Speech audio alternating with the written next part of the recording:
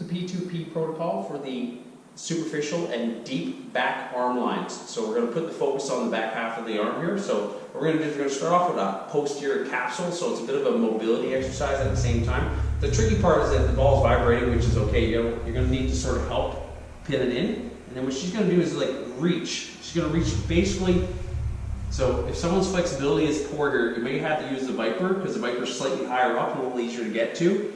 I think the ball just displays really well. And the ball's going to roll along the back half of the shoulder towards the infraspinatus. So we're starting at the high tricep, moving that way. So she's going to move along. We're actually going to do a few reps here because this is one of the tests that she wasn't doing very well on earlier. So we're going to roll this through a few more times. Is there something back there that's a little bit tight? That's not bad, actually. Okay, maybe just try a slightly different angle. And again, slightly different angles here are really important for people to like explore a little bit. Good. Awesome. Good. And the whole idea here is this is actually a stretch as well as sort of mobilizing or pin and moving the tissue that's below. Okay, good. We're going to move on to the Viper for the next two. So we're going to do the lats next. And again, we're going to use a pin and move technique to go along with it. So with the lat, it basically, the best way to get to it is just because it inserts down the bottom half of the scapula here and then all the way into the humor. So what we're going to do is get into, like, I would say the bottom portion of the armpit. And again, try different angles. So you're going to notice Shelly's going to start making adjustments. So she's vibrating again.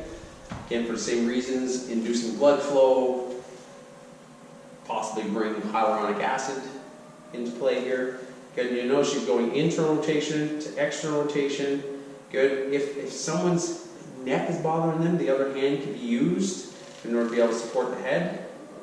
Yeah, so like that. There you go. Or you can support the head, etc. So sometimes people have neck problems here. So it's important to realize, and just nice long reaches. Again, as a trainer, I can always be in position. Nice and easy, breathe, exhale. I can help guide the reach just a little bit. I'm a big fan of being part of the process as much as possible. Nice and easy, good job. Sweet. And then last but not least, I want to look at the triceps. So we're going to bring this up onto the bench.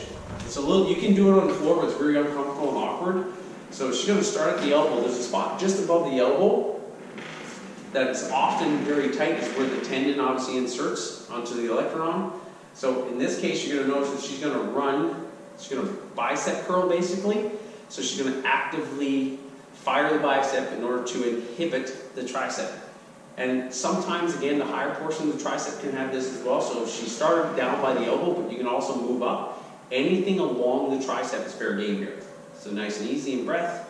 Good. It's not a bad idea to have a little posterior tilt in the here as well, because there is tie down from the lats. So if we can get a little bit of a stretch in the lats here at the same time. So sometimes I'll actually get people to, while they're in this position, while holding that, just sort of sink down. So let's drop down and let that tricep lengthen through the lat portion of this as well. So again, the focus is on the tricep, but you can definitely add other things into it. That is your P2P protocol for the deep and superficial back arm lines.